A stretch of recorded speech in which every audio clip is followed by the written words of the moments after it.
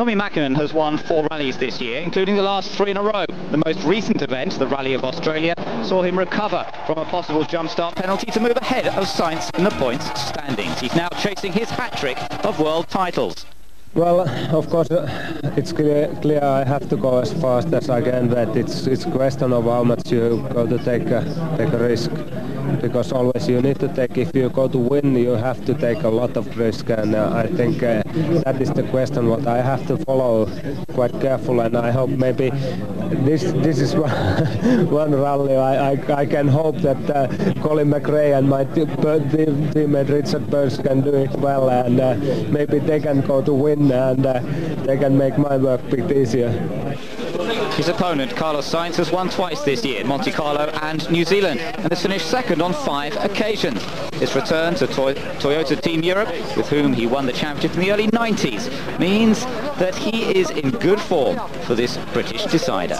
I think the fact that more or less I've been competitive here always, it's giving me a good confidence. I think it's going to be a flat-out rally because there's no chance to start looking for tactics and all. Of course I will look everybody, but it has to be flat out.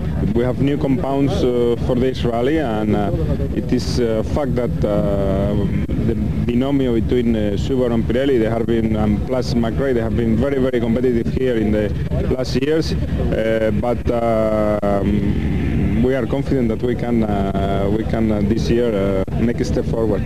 Sainz's last title was 6 years ago. Mäkinen's came just 12 months ago. But Carlos remains confident. How do you compare yourself with Tommy, and who do you think will have the advantage? 99% myself, 1% Mäkinen. Okay. Apart from the championship battle, the story of the rally could well be that of Colin McRae. The Scot starts his last rally with Subaru before switching to Ford in 1999, and although he's no longer in the title battle after turbo failure in Australia, he could take his 4th win on the event. But what about his thoughts on who will take the title? It's very difficult to say. Obviously they're 2 of the best drivers in the world you're talking about, and they both have an awful lot of experience. They both have had mixed results in this rally before, but I think the championship and the possibility of winning the World Crown will overrule all of that, and they'll be going out for a win. But if I would have to say Tommy if I was going to put money on someone. So the scene this morning, in the early hours at Cheltenham Racecourse. The cars of Mäkinen and Sainz all set to fight for the championship. The 2-point gaps means that if Mäkinen finishes ahead of Sainz wherever they are, then he will be champion. Colin McRae, that non-finish in Australia, putting him out of the reckoning. It could have been a 3-way battle for the title, but now it's just between Mäkinen and Sainz. The manufacturer's title, preserved as Subaru the last few years, is also up for grabs between Mitsubishi and Toyota, under the leadership of Andrew Cowan and Ove Anderson, respectively.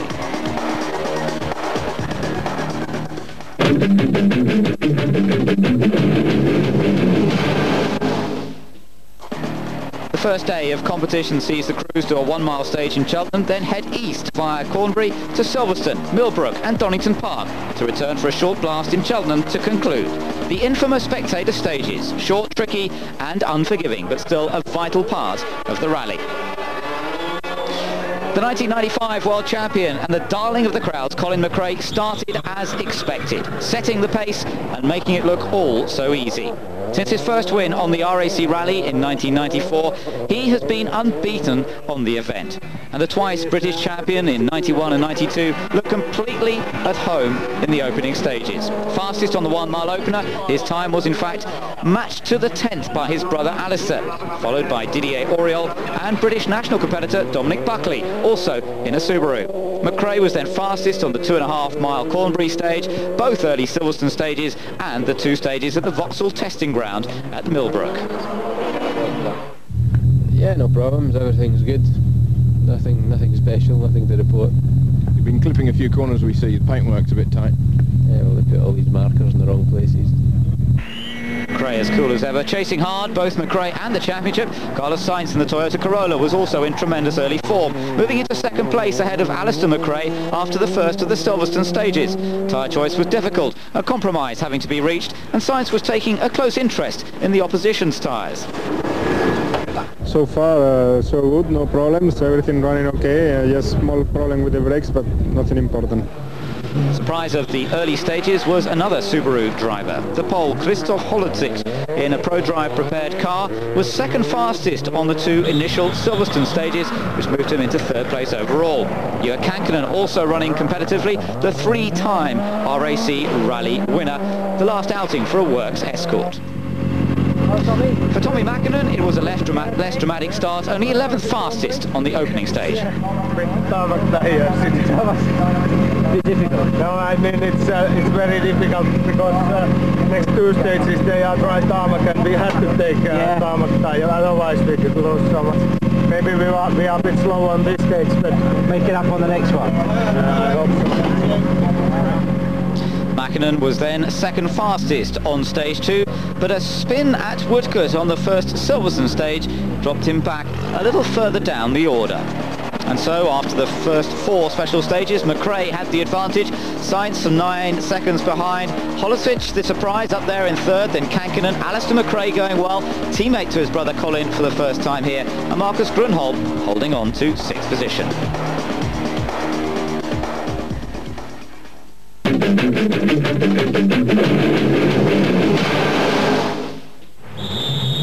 The first day of the Network Q Rally of Great Britain, formerly known as the RAC Rally, has often been the cause of dramatic retirements. The spectator stage is catching drivers out, and today none more dramatic than Tommi Mäkinen. It started to go wrong even in the early stages. You have some damage to the back of the car. What happened? Yeah, I think it was first time in Silverstone. Last corner was much tighter. I think it was much tighter when we were recce there. And it was big tractor tire in front of us. We just hit the tire and we removed it away from there, and we lost some time for that. So contact already for Tommi Mäkinen in the early stages. That was the first of the Silverstone stages. There were several at the Grand Prix track, a mixture of using the circuit and gravel stages as well today. But from there they went to Millbrook, the Vauxhall testing ground situated between Luton and Bedford. And this was where it was truly to go wrong for Tommi Mäkinen. These pictures earlier on from that Silverstone run costing Mäkinen some time, but then at Millbrook, this is what happened to the world champion of last year and of 1996, making very, very heavy contact with one of those blocks of concrete on the outside of the downhill left-hander. Take another view from the onboard camera this time. And once more. Now, interestingly enough, as Mäkinen hit that concrete block on the outside, he felt oil beneath the car, and indeed there was oil on that corner that had been laid down by one of the historic rally competitors that had already done this stage earlier on in the day. They passed through about an hour and a half before the front runners of the Network Q Rally came through. There was oil on that left-hander. In fact, the course car had a bit of a moment going through there, when Tommi Mäkinen came through, he had more than a moment. He ripped off that right rear suspension, not completely off, but it wasn't very long before he did the rest of the job as he tried to continue around the course on 3 wheels. The World Championship disappearing, and there the wheel ripped off completely as Mäkinen desperately tried to make it to the finish of the stage and hope that the Rally Art team could do something about it. Next through, the man set to pick up the pieces and to pick up the World Championship if it all goes according to plan. Carlos Sainz in the Toyota Corolla, perhaps not believing his luck, as he was one of the cars going past Tommi Mäkinen. Mäkinen also passed by Holodzic and Kitoletto, but it was all over for the Finn. Colin McRae, meanwhile, was in fine form, setting the fastest time on both of these Millbrook stages.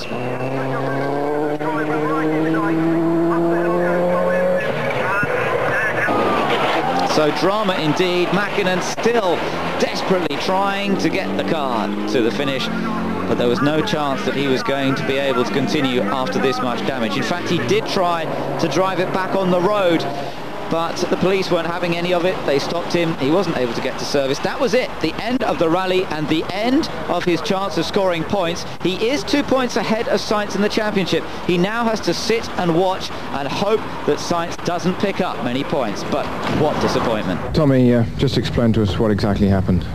So in Millbrook, first time we went there, and it was just maybe 3 kilometers from the start. We came to join the circuit, and on the tarmac we were already on the tarmac, but we just joined the circuit, and first corner on the circuit was some oil, I think some oil, because it looks completely black tarmac, and just suddenly, immediately when I noticed that, immediately car just snapped oversteer and we hit the concrete and we lost rear wheels. And then the wheel fell off afterwards at another corner? Yes, we lost. We had to slow down completely, and we did it second time slowly, but then we couldn't continue anymore because we weren't allowed to drive on the public roads with 3 wheels, and we had to stop. It's going to be a difficult next 2 days because Carlos still has to finish 4th. Yeah, it's not in my hand anymore. It's just what we can do. We can just follow. So how do you express the disappointment that Mäkinen must be feeling tonight, and indeed the whole Mitsubishi Rally Art team?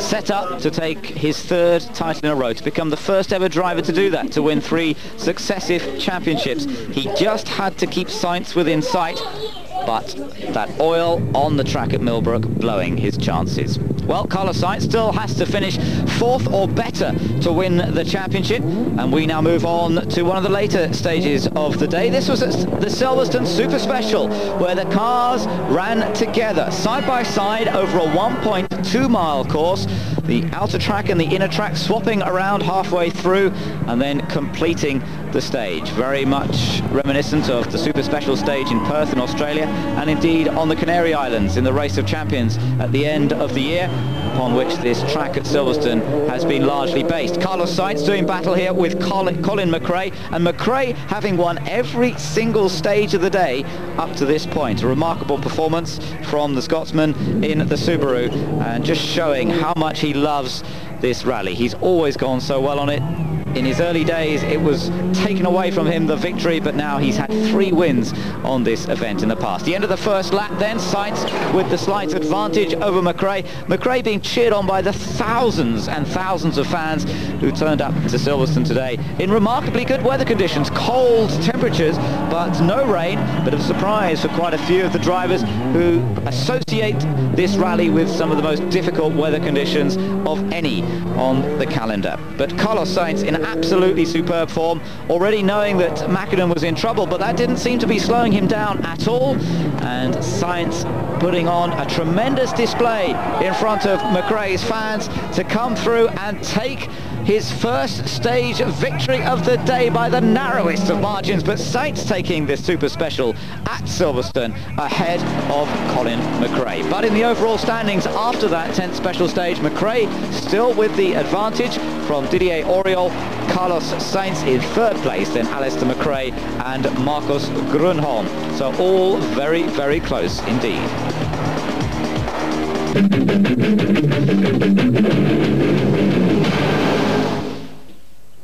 Welcome back to the first of Eurosport's daily reports on the Network Q Rally of Great Britain. Continuing with action from special stage number 9 and the number 12 Subaru here, the car driven by former world champion Ari Vatanen. In fact, Ari had a little incident as he left the start ramp in Cheltenham. He actually hit a flagpole, so that was his first accident of the day for Ari Vatanen. But dramas indeed for the top Subaru, the car of Colin McRae on this stage. He had a heavy landing which damaged the left front tyre, in fact punctured that left front tyre.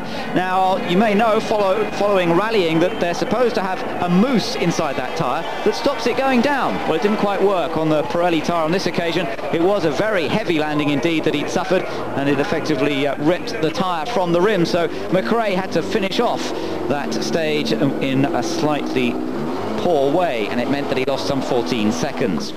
Meanwhile, his brother, Alistair McRae, his younger brother, by just a couple of years, going extremely well in another of the ProDrive run Subarus, brought into the team for this final rally of the year, and McRae 5th overall after this Silverstone stage. Fairly nervous at the start on the first stage this morning, but since then it's been okay. Made a few mistakes in Silverstone, but I'll learn from it and sort out the next ones. McRae would go on to set the fastest time on the second Donington stage later in the day, so Alistair McRae going extremely well already on the rally. Fastest on the stage here at Silverstone, though, one of the later ones, was Didier Auriol in the other of the Toyota Corollas. Remember, he's Carlos Sainz's teammate in the team, and he was really putting on the style and impressing the fans. The little Frenchman in the Toyota Corolla, always a very stylish driver, and fastest on this stage by a meager 0.6 of a second. His teammate, Carlos Sainz, also going extremely well, had a very consistent day, and he would finish the day only 3.6 seconds behind Colin McRae. Of course, that gap would have been more, but for Colin McRae's puncture. Nevertheless, Carlos Sainz in good form and going for the world title. Second today after the full day's running. Sainz in second then, Alistair McRae in third, Didier Auriol in fourth after all of the stages, Kankkunen in the Ford Escort fifth. Richard Burns not having a great day. He had problems with his differential, sorted it out later in the day, ended up in sixth place.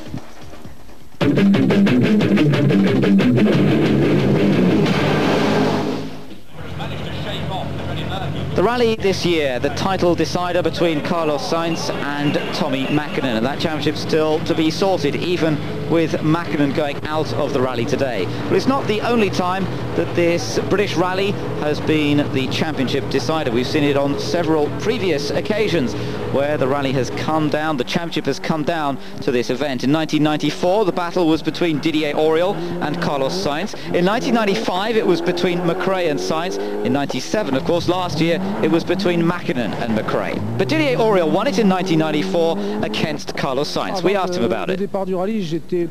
Before the start of the event, I was pretty relaxed in the first stage. However, I had a few problems. We had an error in the pace notes, and we ended up smashing a wheel and a hub, so we lost quite a lot of time. So on the second day, we said the only thing is we have to attack, and then after just a few kilometers, we rolled, and at that time we thought it was all over. The championship was finished for us.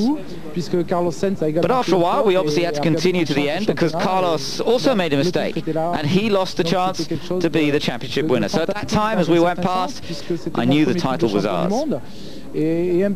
So for me, it was fantastic. It was my first title, but I was a little disappointed. It wasn't such a great way to win the championship. So Auriol won the title in that decider in 1994, and then in 1995, Britain at last had a World Rally Championship. Colin McRae winning the title in 1995 with co-driver Derek Ringer. And McRae, although he's not in the title hunt this year, he knows what the approach for Sainz and Mäkinen had to be. It's hard and there's a lot of pressure on, but in a way it's easy as well. There's no doubt about what you have to do. You have to win the rally, and I think that's for Tommy and Carlos, that is the only option. If they want to be sure of somebody winning the championship, they've got to win the rally. Tommy Mäkinen then today going out of the rally. He started in competitive form, but smashing that rear suspension, putting him out of the rally before the event. Though he really was in pretty confident mood, and you never know, it could still be done if Sainz retires. We are again in similar situation than last year. We are 2 points ahead of Carlos, and Colin McRae has no chance to win a world title anymore, and it's a little bit difficult combination. Not difficult, but it's kind of a situation. It's no point to go to fight very hard to win this rally. I think I have to follow the Carlos what he's doing. So that was the plan, but then of course it all went wrong for him this afternoon at Millbrook.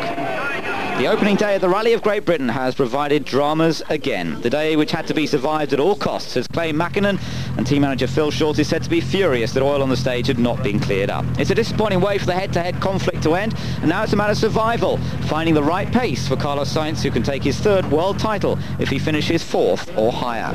But he's got to beat the Brits or go well versus the Brits. Colin and Alistair McRae and Richard Burns are all still in the event, and they're all in with a shout at winning. Tomorrow the event heads into the Wales, and I hope you'll be able to join us for the 2nd of our regular reports. From Ben Edwards and the Eurosport team, for today, goodbye. Alistair, first stage of the real rally on the Monday. What's it like so far? Yeah, it's been good. There's not really any mist at all, a little in places. The stage is quite slippy, but I mean, I'm happy. Your notes okay? Yeah, they're working well. I mean, I'm sure I can go quicker. I'm just feeling my way in. I was lifting off too much in the quick stuff, but it's down to knowing how quickly the car can go around a corner. Juha Kankkunen set the 5th fastest time over this Radnor stage. The former 4 times world champion, unable to make up for the relative lack of power from the Escort's engine compared to the rivals.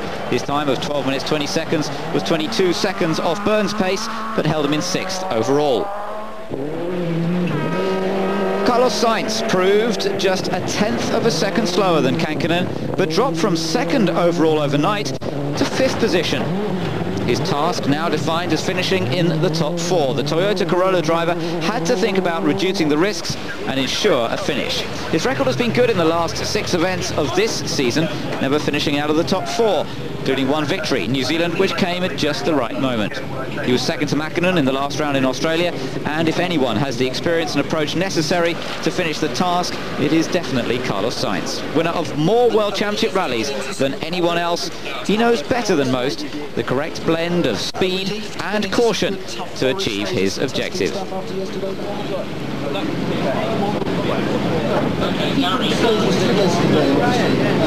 Well, it has been quite muddy first stage, and we took maybe a wrong tire choice. It was a bit more muddy than we expected, so not so easy the first one. The suspension and everything else okay? Yeah, we will do a few adjustments now, and I hope everything is okay. So McRae in front at the end of the first stage of today by 15.5 seconds. Behind the top 6, Bruno Thierry was in 7th place ahead of Gregoire de Mervius and Sebastian Lindholm, but Ari Vatanen was out, having spun and stalled and being completely unable to restart the engine. Watching from the sidelines, Richard Burns continued to set the pace in the opening stages of the day by a scant 3/10 over Muherin 1 and 1.7 seconds over Tui. Burns gave the Mitsubishi Rally Art team something to cheer about, as well as the chance of the manufacturer's first win on the event since Pentti Rikkila in 1989. The all-important Manufacturers' Championship is still at stake.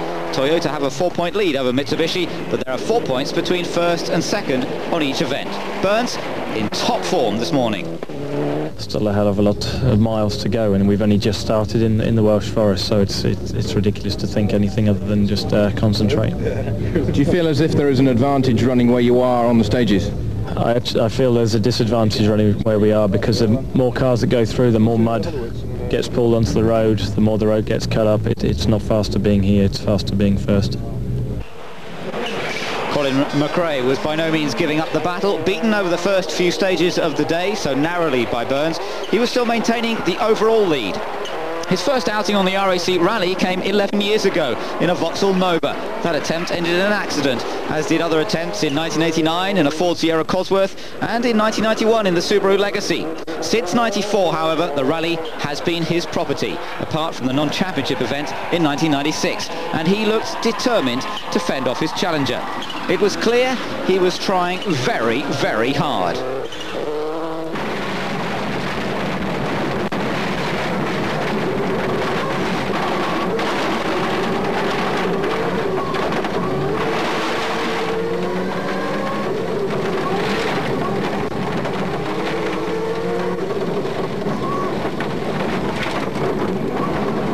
The very wet and slippery stages, even almost catching out Colin McRae. A half spin there, which he managed to sort out, but that wasn't the only moment on this stage. From a half spin to a full spin, but just look how the professionals can turn it around so quickly and get back on with the job. So McRae putting everything into his attack of Richard Burns. Colin, a couple of half spins we've heard. What actually happened? Yeah, that's correct. We spun a couple of times and dropped 15 seconds. Any particular reason with tyre choice or just a small mistake? No, wrong tyres, that was basically the reason. Which way did you go on the tyres? We went more for a tyre for drier condition and it was very muddy. Didier Auriol was third fastest on the opening two stages of the day, then second fastest over the 12-mile Tweed stage. Auriol was putting in one of his best performances on the Rally of Great Britain, and the manufacturer's points were at the top of his agenda. He was doing his best to stay out of trouble. Not always easy, though, on these slippery surfaces. 40 mètres gauche à fond, c'est dur pour tout le monde, hein. Gauche à fond, 40 mètres. Gauche à fond à voir, glissant, plonge. Gauche à fond à voir, glissant, plonge. Fond à voir, glissant, plonge. Sur gauche à fond, glissant, plonge. Gauche à fond, glissant, plonge. 40 mètres. Droite à fond, bout. Sur gauche à fond, bout. Sur attention, gauche pont plus plongeard au bout. At the end of the stage, there was a deep trough on the inside of a corner. Very, very muddy in there. They were very fast corners, fifth or sixth gear. The car went completely sideways. Sometimes we almost spun. It was not easy. It was a little scary at times. In a left-hander, I couldn't stop the car. We went a long way sideways. Then he said, keep your foot down. I answered, that's what I am doing. And then the car went into the ditch on two wheels, but we got back on the road. After that, we just slowed down a bit, and we thought our time would not be very good. But in fact, everybody had the same problems, and our time turned out to be very good. So Didier Auriol trying everything. Sainz, meanwhile, moved into fourth place overall, ahead of Alistair McRae, following special stage 15. His time just 5 seconds slower than Burns' fastest effort. It was clear the Spaniard was not settling back that much, with Mäkinen out of the competition. Fourth place, the minimum required, remember, to achieve his objective. And fourth was where he now was. Indeed, second fastest time on Esker David, behind McRae, but ahead of Burns, proved he had not backed off at all. The stages were quite slippery. A lot of mud and quite slippery, I must say. Everything okay with the car for this afternoon? So far, yes. So far, everything okay. You still nearly maximum? No, we are trying to keep our position. Alistair McRae, familiar with the terrain, the 1995 British Rally champion Alistair McRae was also becoming a little more familiar with the car. Slightly different proposition to the Volkswagen he's been competing with most of the year. And Juha Kankkunen picking up time and places during the day, proving second fastest on the last run of the day at Myhren. He would end the day in third place overall. His teammate Bruno Thierry, less experienced on this rally, was regularly setting top 5 times, but nothing to really challenge the front runners.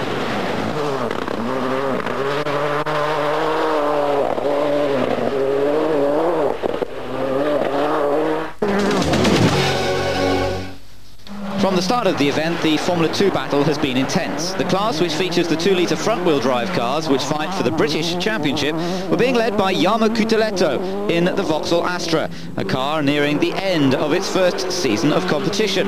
Cuteletto enjoyed a 13-second lead coming into this second day, but would fail to take any stage wins in Wales on this second day.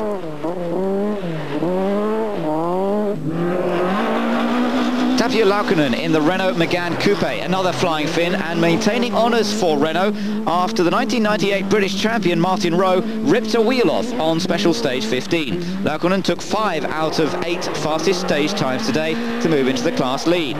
But a good battle going on, as up into second place came this car, Tony Gardemeister in the Seat Ibiza, the third of the Finns battling for Formula 2 honours, winning 2 stages today to end the day just 12 seconds behind Laukkanen. So intense battle then in the Formula 2 category, and Tapio Laukkanen, who's had a bit of bad luck in the past, now moving in the head in the Renault, but Tony Gardemeister running well in the Seat. We spoke to the team manager. Well, we just have to get it official, but we are almost champions in the Formula 2 class for the year. But we thought it was interesting to come here on the gravel stages to try and get a good result. Are you going to keep the 2-wheel drive cars for customers next year, or are you just totally 100% effort in Spain on the 4-wheel drive cars? Well, we're trying to make our main efforts next year in the World Rally Championship to obtain maximum experience, try to be world champions, but we'll still keep a structure to support our 2-litre customers. Of course, the Seat World Rally car being driven by Harry Rovanperä and Gwynaf Evans, but Evans going out of the rally today with transmission problems. So not a particularly good day for Seat with their World Rally Championship cars. Meanwhile, Colin McRae still led after 16 special stages. We're in fact just down into second place, a fraction behind Richard Burns. The battle though was going very much a seesaw between these two in the early part of the day. And Colin McRae was sensing trouble, as was the team. 5 kilometres before the service halt he heard the engine knocking. He added more oil, but it was to no avail. The 2-litre turbocharged engine had had enough, as was clear as he arrived at the service halt.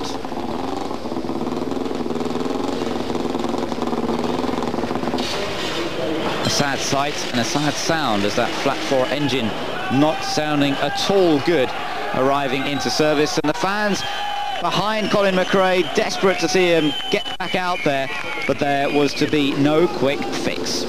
The end of the rally for Colin McRae and the end of the 8-year relationship with ProDrive boss Dave Richards. I'm very disappointed that Colin can't finish winning the final round here. You saw how committed he was and how on the roads he was faster than anybody else, so it's disappointing, but you have to put that behind you now, and we have to consider Alistair to give him a podium position. McRae's demise left Richard Burns comfortably out in front, and he went on to win the last 2 stages by a total of over 20 seconds, building a lead at the end of this second day of 1¼ minutes. Alistair McRae now up to second, coming the younger brother of the family, and into second fastest on the Sweet Lamb stage, third on the Mahurin 2 stage, and the chance of a podium finishing now beckoning. Jörg Kankkunen moved up into third place overall by the end of the day, thanks to the demise of Colin McRae, but some 30 seconds behind Alistair. Meanwhile, Carlos Sainz suffered a poor end to the day, managing only 8th and 9th fastest times on the last 2 stages. He overshot on one of the junctions on special stage 20. Even worse, his teammate is out of the event entirely. Didier Auriol suffering clutch slip, and then the clutch gave up altogether. So at the end of day 2, Richard Burns with a very comfortable lead, and Carlos Sainz in that all-important 4th place. That's the position he needs to keep to take the world title on the 3rd day of the rally.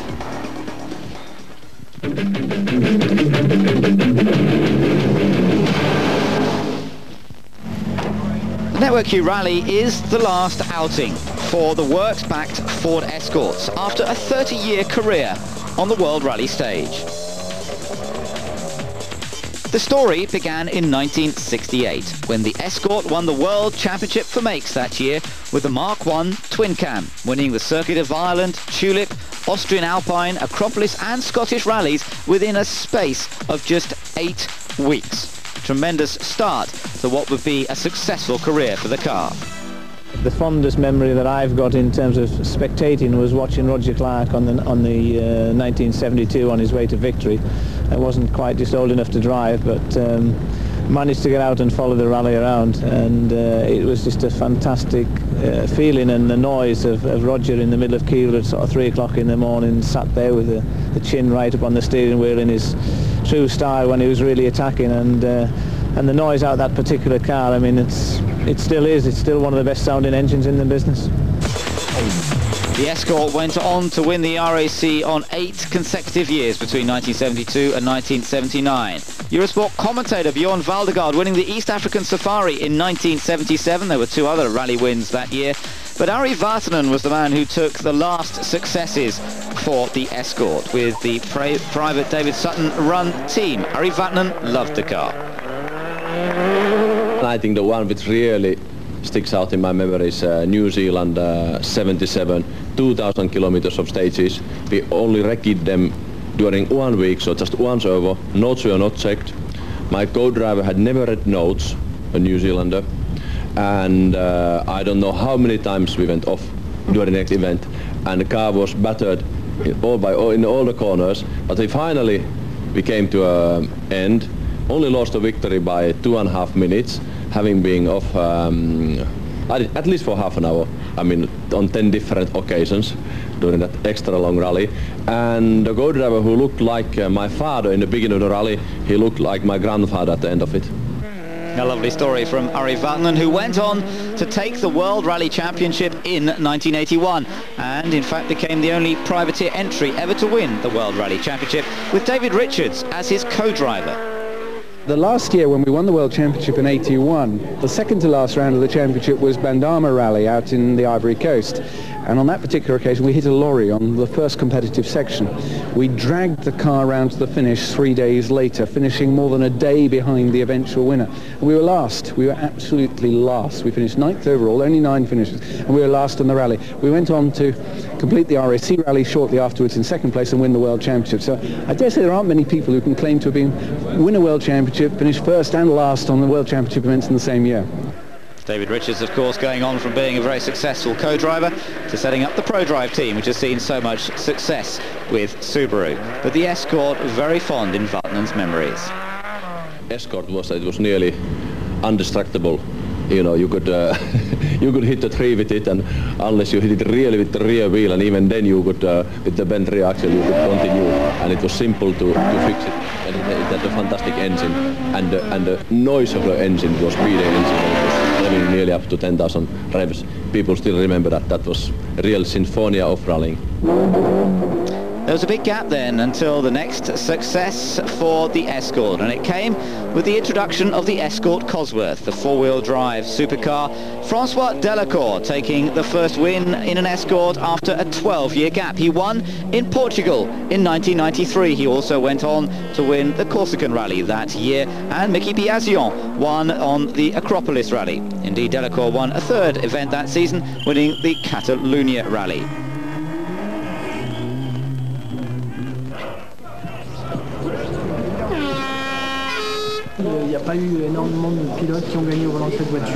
But Delacour saying there were not so many drivers who won in this car, in the Escort Cosworth. I took 4 victories where I was fastest, no one else dropped out. One of those, of course, was the Monte Carlo. They were great memories. Well, Juha Kankkunen has this year had some 2nd place finishes, no wins to speak of with the Escort World Rally car for 1998, and it doesn't look as though it's going to be on this British Rally. Nonetheless, they could finish on the podium, and what a great finish that would be for the Escort. Next year, it's not the Escort that Ford will represent themselves with on the World Rally stage, it is the new Ford Focus. And of course, Colin McRae will be behind the wheel of the new car.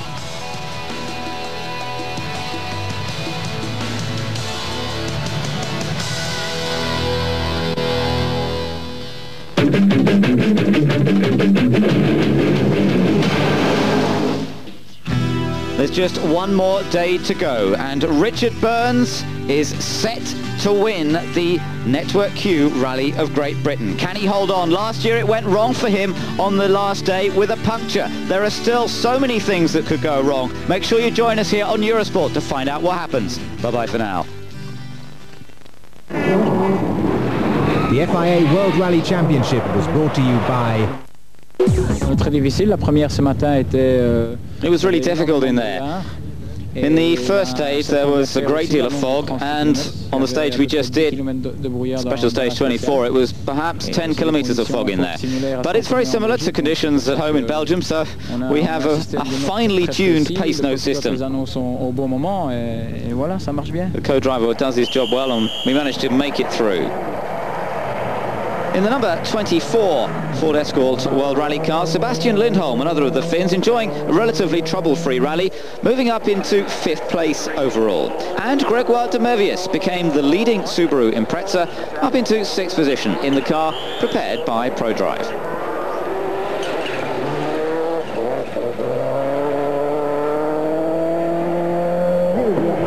Former winner of the event in its non-championship year of 1996, German driver Armin Schwarz was into 8th overall in his privateer Escort before beginning his 3-year deal as a Works Skoda driver.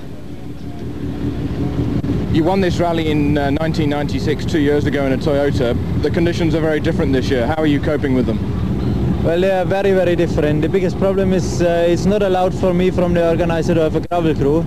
Especially this morning in the fog it was very bad because we didn't know any logs, what has changed and so on. So we have no road and surface description on our notes, and every corner we know how much grip is there when we are in there.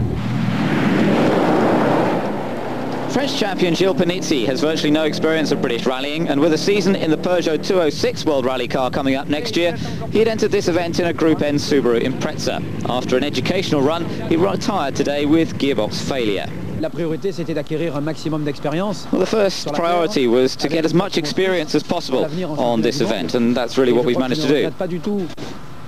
D'avoir pris le départ parce que la journée d'hier a été très longue et très difficile. Yesterday was extremely long, extremely difficult. Des routes assez rapides. Unfortunately, de la boue. With the amount of mud around, it's made life difficult, and we've retired here at the beginning of the 3rd stage today with very difficult conditions. There's been a lot of fog and mud. It would have been better if I could have seen where I was going, what was going on, but that's the way it goes. We've broken the gearbox here. We'll just have to wait until next year. Burns had got to bed at 11 o'clock the night before and was up again at 4 a.m. to continue his challenge for the win. The lack of sleep didn't slow him down, and he won the first 3 stages of the day without trouble, gaining over 24 seconds on this Ronda stage alone to establish an overall lead of 2 minutes 41. Let's go on board with Richard Burns and co-driver Robert Reid.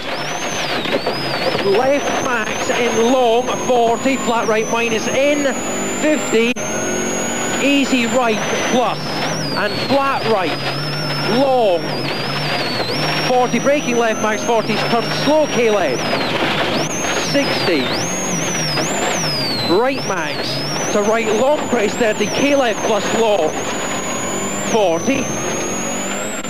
Okay, it's still going fast enough to keep concentration up, and the car's working well, so we hope it stays like that. So the positions after special stage 24 today: Richard Burns with a very comfortable advantage over Juha Kankkunen.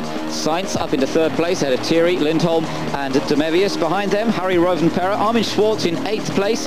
David Higgins battling with Manfred Stoll in the Group N, but the Austrian Stoll was still ahead. The spectators were still out in their thousands to support Richard Burns' attempt to become only the 3rd British driver to win the event since 1960, following in the footsteps of Roger Clark and, of course, Colin McRae.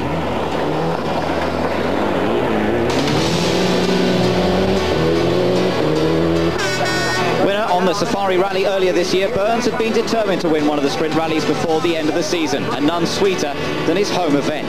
There were no mistakes today. He was fastest on every single stage, and the only scare came when the mechanics were unable to remove one of the rear wheels before the last stage. If he'd had a puncture, he'd have had a real problem. But it was all okay, and in spite of some local wildlife making an appearance towards the end of the day, Burns had an untroubled passage to victory.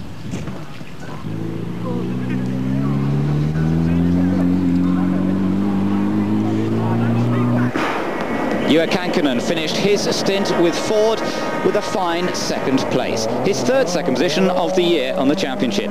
Next year he will drive for Subaru, as indeed will Bruno Thierry, who brought home his only podium finish of the year in a season that was interrupted by a rib-breaking accident when recceing for the Safari Rally.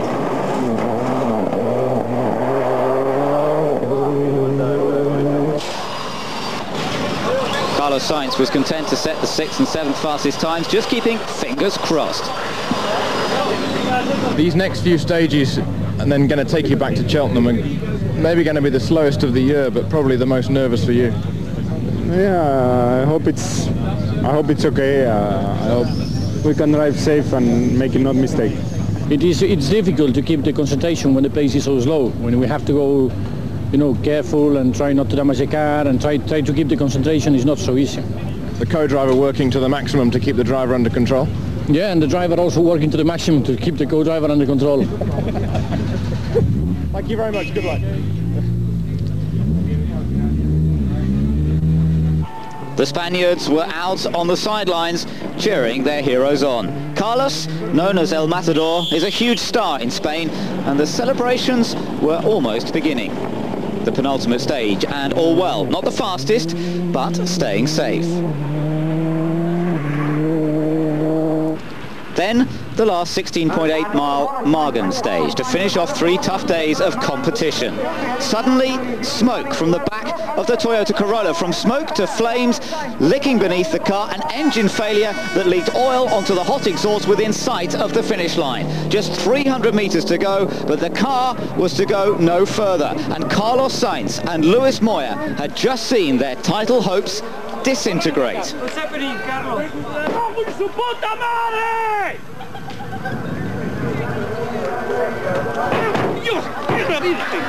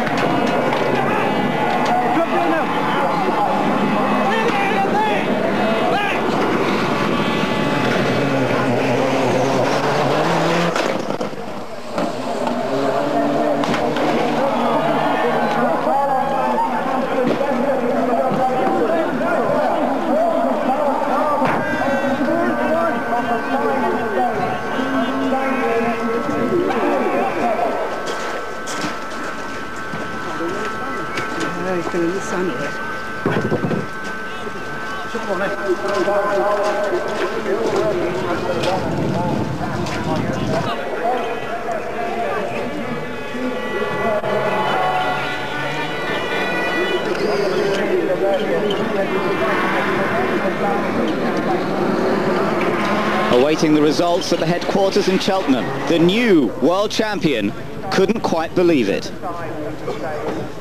I just heard that his car got the fire on the last stage, and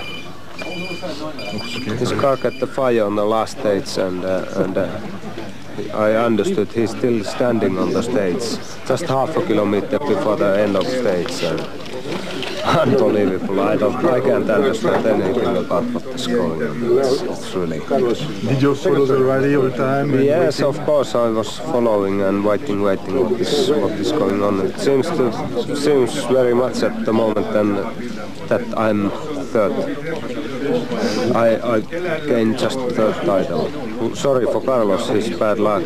I had also some very bad luck as well, and it seems to be rallying seems to be so much happening. So what do you feel now? Very well, of course. It's a bit different type of way to clear it up. I mean, it's unbelievable. It's difficult to understand. The dream of a 13-round season from Sweden to Kenya, from New Zealand to Greece had evaporated on the last half mile in Wales. We are in the sport, and we know that motorsport can be very rewarding and it can be very cruel, and this time it has been cruel. I mean, that's just facts of life, and we have to try again. Amazingly, the ultimate professional could still face an interview with our own Toby Moody. Carlos, what exactly happened? So close and yet so far. Well, 500 meters to the end of the last stage, the engine blew. Is this the worst thing that's happened to you? Just about? Absolutely.